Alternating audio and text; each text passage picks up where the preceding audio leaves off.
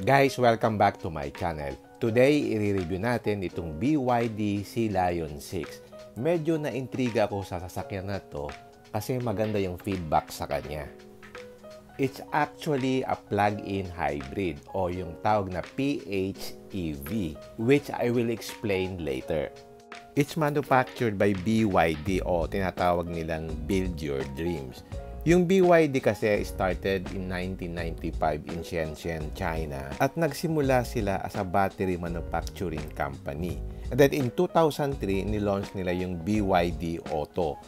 Aside from cars and batteries, meron din silang ibang business like yung electronics. And in 2009, yung contribution ng automotive division is about 50%. Fast forward, 2023, ang contribution ng auto division is now 80% of the business.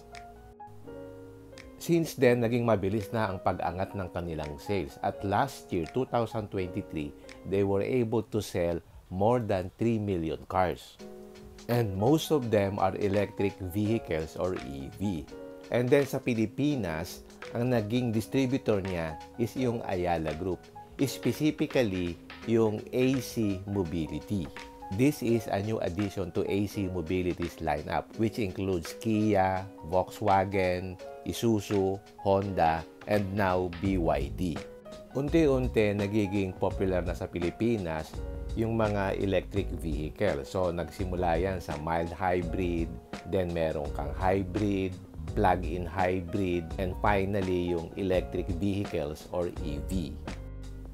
Also, I want to tackle electric vehicles and Chinese cars in general. 2 years ago, marami sa atin, in fact including me, hindi tayo masyadong open sa mga electric cars or hybrid vehicles. Pero nowadays, we've seen a lot of products na EVs or hybrid vehicles which is hindi naman talaga inevitable. Kasi doon na talaga pupunta yung mga vehicles natin sa electrification. Sa mga Chinese cars, even me before, hindi ako talaga in sa mga Chinese cars. Kasi nga yung kanilang previous iterations, hindi ganun kaganda talaga ang quality. Pero now, in this day and age, malaki na rin talaga ang naging improvement in terms of reliability and durability ng mga Chinese cars. Ang medyo sketchy na lang in terms of owning a Chinese car is yung after-sale service, yung availability ng parts, especially yung mga collision parts. But other than that, kung features lang at value for money ang pag-uusapan, medyo ahead na sila sa mga Japanese manufacturers. Actually, kung mahilig ka talaga sa cars, you will have to take a look of the good side of any brand. Kahit Chinese brand or Japanese or even American brand, meron silang kanilang strength and weaknesses.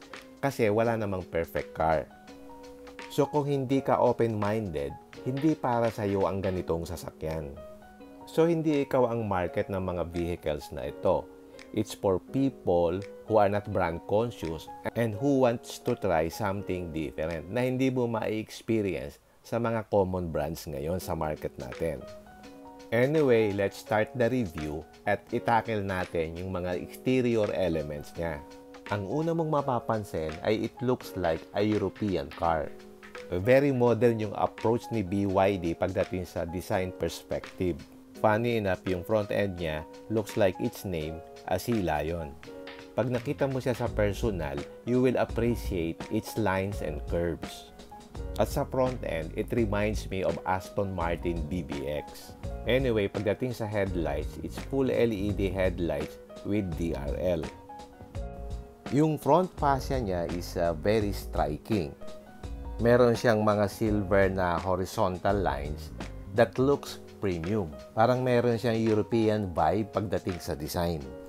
Yung grille niya is well integrated sa front fascia niya and it tapers down sa dulo. And I think maraming details dito sa front fascia that uplifts the design details ng vehicle na to. Maganda yung wheels niya. It's two-tone at ang size niya is size 19 na. At ang gulong niya is 235 na 50 series.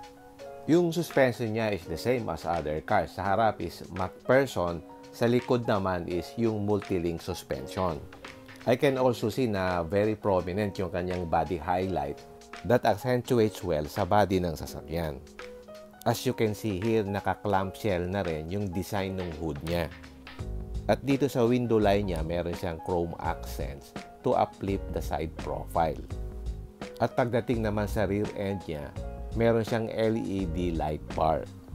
Very modern talaga ang approach dito, lalo na kung makita mo siya sa personal. And one thing na hindi ko lang gusto itong part na to sa may rear end niya. Parang edgy yung part na yan, given na curvy yung buong sasakyan. Pagdating naman sa rear portion nitong bumper, meron siyang rear fog light dito sa middle part. Ito yung sinasabi ko na medyo awkward yung angle ng rear end niya. I'm not a fan of the character line that goes down and goes up doon sa dulo. Meron siyang rear spoiler at meron ding shark fin antenna. At the same time, meron siyang roof rail. Okay, check natin yung interior. Ang una kong napansin dito, very fresh yung design ng interior. Malamig sa mata. At yung mga materials na ginamit, mukhang good quality. Hindi siya katulad ng ibang Chinese cars na yung sa door panels na lang naglalangit-ngita na. Pero ito, talagang mukha siyang solid. Dito nga pala sa door panel, meron diyang switch para dun sa tailgate. So, ipipress mo lang yung button na yan para mabuksan yung tailgate. At dito sa baba, nandito yung infinity speakers. At dito merong lalagyan ng cards. Meron din diyang parang slot na pwede mong ihulog yung iyong cards. Yung steering wheel naman niya is leather wrap. Dito sa left portion, nandito yung buttons for adaptive cruise control. Dito naman sa right, nandun yung control for the head unit. Yung steering wheel niya is also tilt and telescopic. Yung seats niya ay leather at meron siyang 8-way power adjustment. Maganda yung bolstering and it's also ventilated. Yung dashboard niya is soft touch leather. At dito naman sa headliner is meron siyang dalawang LED na cabin lights. And then meron siyang sunglass holder. Okay, check natin itong visor.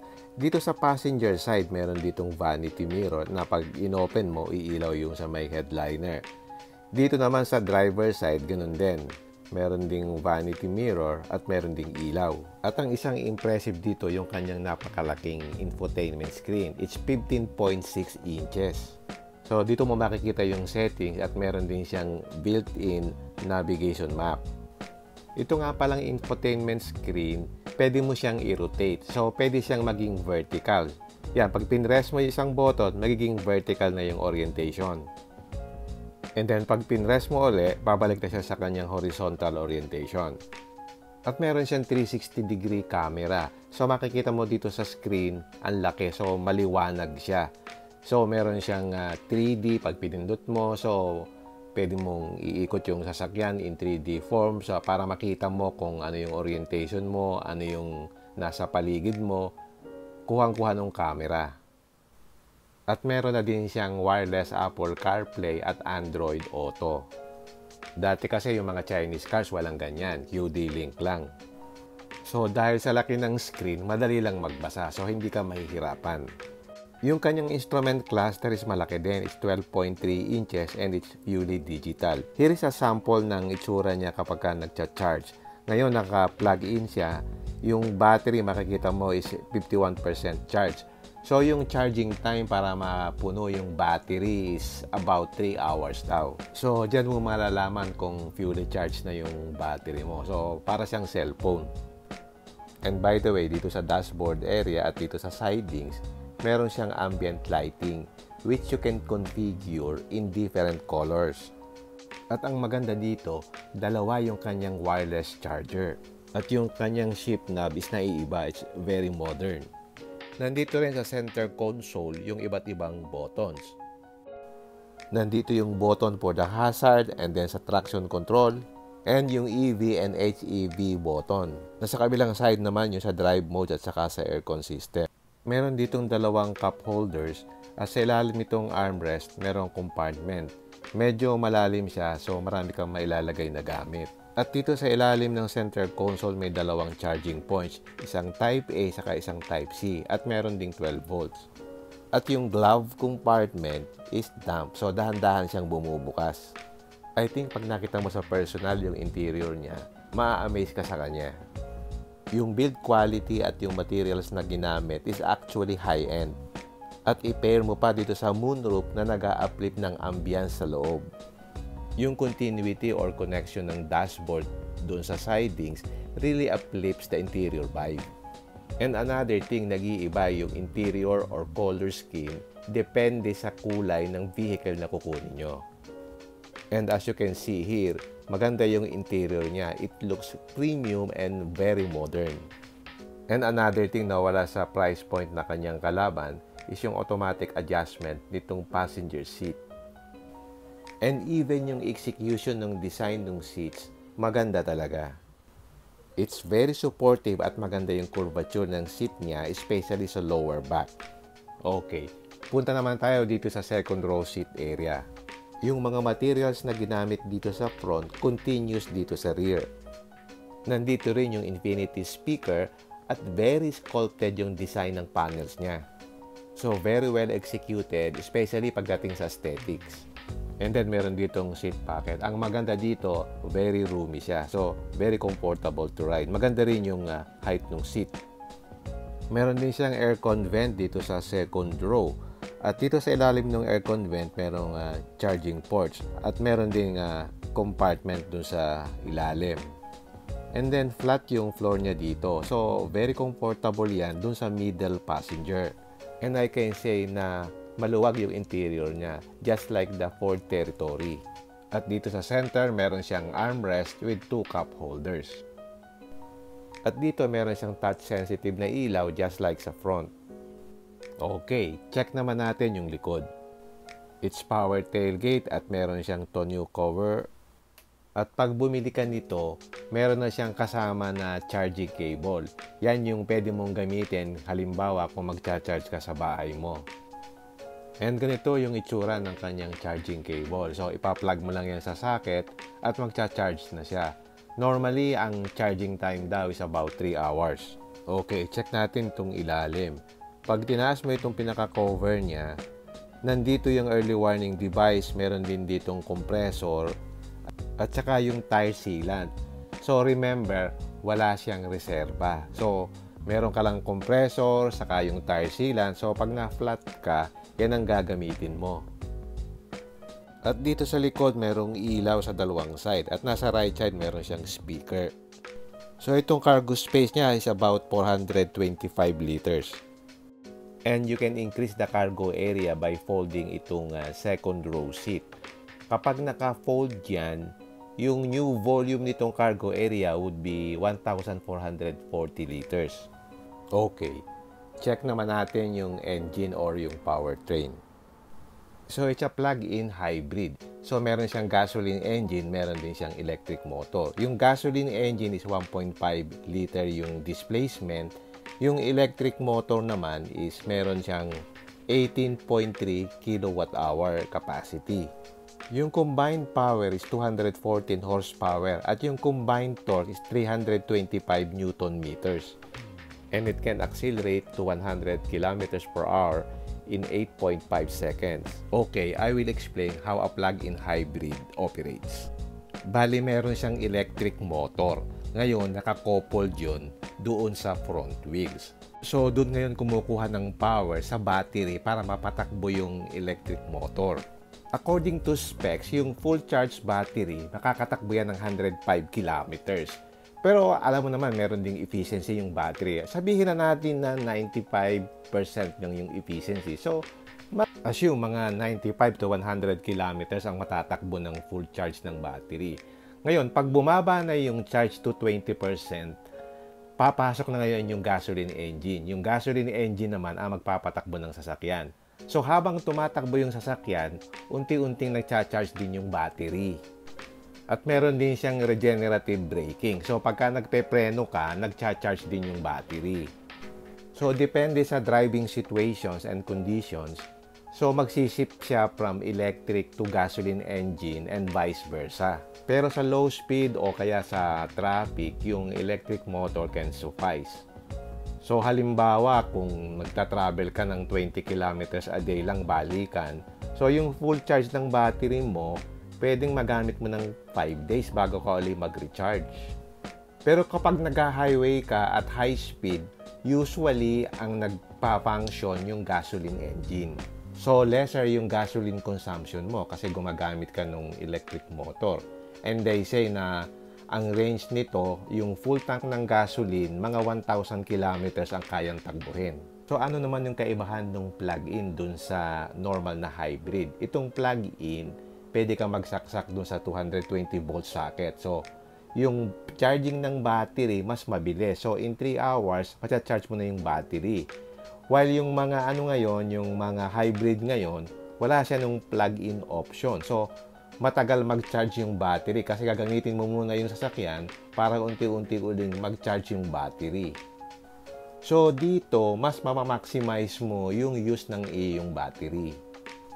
Kasi, pwede kang mag-charge sa bahay o kaya dun sa mga charging stations. Ang tanong, paano ka ngayon nakakatipid? So, paano mo ngayon i-compute yung consumption ng kuryente? So, ganito po yung pag-compute. So, given na yung capacity ng battery na 18.3 kWh. Chinek ko yung Meralco bill. Ang kilowatt-hour na cost ngayon is 12.97 pesos per kilowatt-hour. So, imumultiply mo yung battery capacity by the cost of power. So, 18.3 times 12.97, that is equal to 237.5 pesos. So, yan ang electric bill mo, 237.5 pesos. Pero kuhanin natin ngayon yung cost per kilometer. So, yung 237.5 pesos divided by 100 kilometers, so ang lumalabas, 2.37 pesos per kilometer. Okay, let's compute also yung cost naman ng gasoline engine per kilometer. Assuming ang average consumption ng sasakyan is about 8 kilometers per liter. At ang cost ng gasoline is 60 pesos per liter. So, yung 60 pesos, divided mo ng 8 kilometers per liter, so lumalabas 7 pesos and 50 centavos per kilometer. So, in short, per kilometer, 2.37 lang dun sa electric motor. While dito sa gasoline engine is 7.5. So, 3 times na mas mura yung electric than the gasoline. So, dun ka nakakatipid ngayon. Okay, may mga advantages at disadvantages itong plug-in hybrid. So, i-explain ko sa inyo ano yung positives at negatives para maintindihan nyo how this car operates. But before I do that, mag-test drive muna tayo. Okay, start na tayo. Nandito ako sa BYD sa BGC at magsisimula na tayo mag-test drive. And by the way, naubusan ng gasolina itong test drive unit. So, itong ating idadrive would be on battery power kasi meron pa naman siyang charge. Of course, ang una kong napansin, ang tahimik dito sa loob kasi nakapatay yung gasoline engine at ang gumagana is yung electric motor. Mga features nito. 360 ka. Same lang naman siya sa mga ICE na cars eh. Kaso ito sa Science, plug-in hybrid. Ngayon sir, naka-EV lang tayo kasi walang gas eh. So it's work on, pag walang gas, pwede ng EV. Kaya EV lang sir. So ito pure EV siya ngayon? Pure EV siya ngayon. Okay. 360 ka ngayon. Then anong range ng ano nito? Pag combine sila sir, 1,100 kilometers. Pero pagka Pure EV lang, 100 kilometers lang siya. Basta diretso lang tayo. Tapos ang charging time? Ang charging time niya, pag AC charging, ano siya, 3 hours lang, 0 to 100. Okay. Opo. Pero sinasabi mong mas maikli yung charging time, saan yun? Sa bahay mo sir, yun po yung ini-install na wall charger. Yung portable, yun po yung dala mo araw-araw. Na po pwede mo isaksak kahit saan? Yes, opo. Basta may 220 volts? Yes, opo. Ang una kong napansin dito is yung responsive pedal niya. Since naka-electric power tayo, instantaneous yung torque feel. At the same time, yung NVH at yung quietness ng cabin is very noticeable. 25% na siya, tsaka magiging si gasoline. Okay. So, So, pag may gas yan, kung gusto mo HEV, pwede naman. Ito iano yung lang. Siship mo lang siya Oo, dito. sir. Okay. Matakbo ka pa rin. Basta naka-charge ka, sir. This is very light to drive kasi naka-electronic power steering siya. Kumusta ang sales nito? Naku, maraming sales nito, sir. Malakas ba? Malakas. BGC pa lang, 300 na yung ano natin. And then, ang warranty niya? 6 years po sa car. 8 years sa battery, 8 years din sa gamit. So, paano ang service nito? Dalawa, sir. Once a year lang naman siya mag-service. PMS. So if cabin feel at premiumness ang pag-uusapan, iba talaga ang feeling dito sa Sea Lion. And I think at its price point, isa siya sa may pinakamagandang interiors that I have sat in. Yung ambience niya, yung airiness niya, at the same time, yung quality ng materials used is really good. And when it comes to steering, it's super light. It is one of the most comfortable steering feel that I have ever driven. So expect mo sa city driving, hindi ka masyadong mapapagod dito. At yung nimbleness and handling ng sasakyan is actually good. At dito sa EV mode, instant talaga yung power niya. Kasi yung mga EV talaga, instant yung kanyang torque. So wala kang delay na mararamdaman unlike dun sa internal combustion engine. And I also appreciate its ride quality. It's soft and at the same time comfortable. It's not the best but comfortable talaga siya. Yung mga EV, tahimik talaga siya. Ang maririnig mo lang, yung tunog ng tires. Pero in this case, dito sa BYD Sea Lion, tahimik siya actually. Merong konti, pero hindi mo siya masyadong maririnig. Saka yung manilelang gaan. Ito yung So, mukhang ito ang hindi siya masyadong maliit, hindi na masyadong malaki. Sa brakes naman, maganda yung progression niya at very linear fashion. And I'm very satisfied with the performance of the Sea Lion. So for a price of 1.548 million, it's very attractive.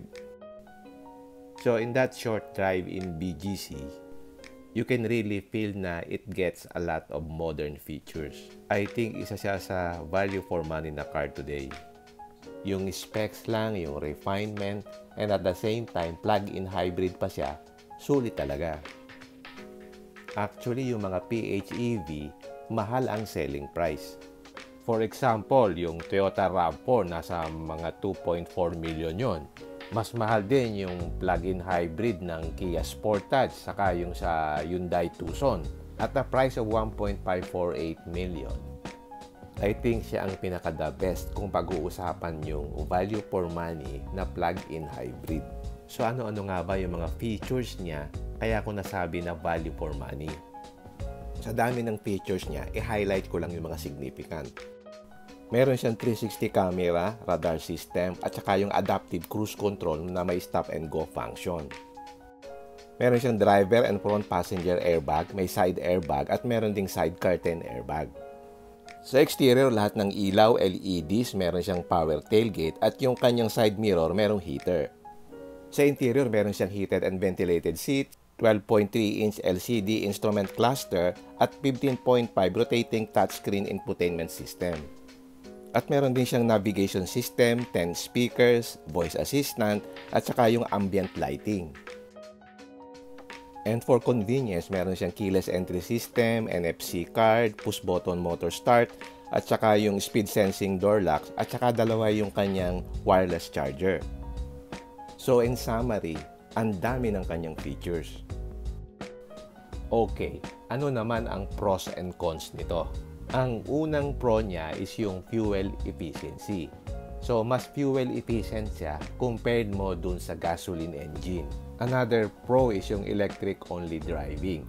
So, you can drive this on purely electric power. Nare-reduce mo yung fuel consumption saka yung emission, especially during short drives. The third one is yung reduced emission. Since kung naka-electric power ka, so walang gasoline engine na tumatakbo, nare-reduce mo yung emission at nakakatulong ka pa sa environment protection. Another positive thing here is yung amount of features na ibinibigay niya at this price point. For some, negative ito kasi marami kang mga components na iingatan in the future. And for a person who wants something new and into tech, sulit ito. Kasi sa ganitong price point, usually average lang yung mga features dito sa price point na ito.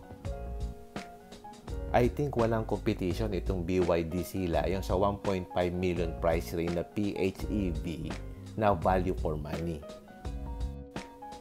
Another positive thing here is yung overall build quality. I think sa mga Chinese cars, isa ito sa may pinakamagandang build quality. Makikita mo naman in person yung connection ng panels niya, yung panel gap is actually good. Another positive thing is yung kanyang spaciousness. So kung naghahanap kayo ng 5-seater na very spacious, this is a good choice. And another positive thing is yung driving performance niya. So kung comfort at saka NVH ang pag-uusapan, panalo itong BYD Sila yon. It can be a good daily car while maximizing your fuel efficiency. And speaking of efficiency, another pro niya is yung kanyang flexibility. So kapag naubos na yung charge ng battery, you can run on gasoline. So maganda siya sa long trips. So naiiwasan mo yung range anxiety, especially dun sa mga electric vehicles. And lastly, yung mga benefits. For example, coding exempt ka kapag ka naka-hybrid ka. So, magandang incentive yon para bumili ka nito. Okay, ano naman yung mga cons o yung mga negatives nito? Ang number one con niya ay yung complexity. Since merong kang electric at saka gasoline engine, yung repair cost mo in the future might be higher. Kasi dalawa yung i-maintain mo yung gasoline engine saka yung electric motor. So, complex yung connection ng dalawang ito. So, kokonti pa rin ang mekaniko na marunong mag-fix nito outside of the casa. So, kung masiraan ka sa malayong lugar, hassle yon. Another con nito is yung battery replacement cost.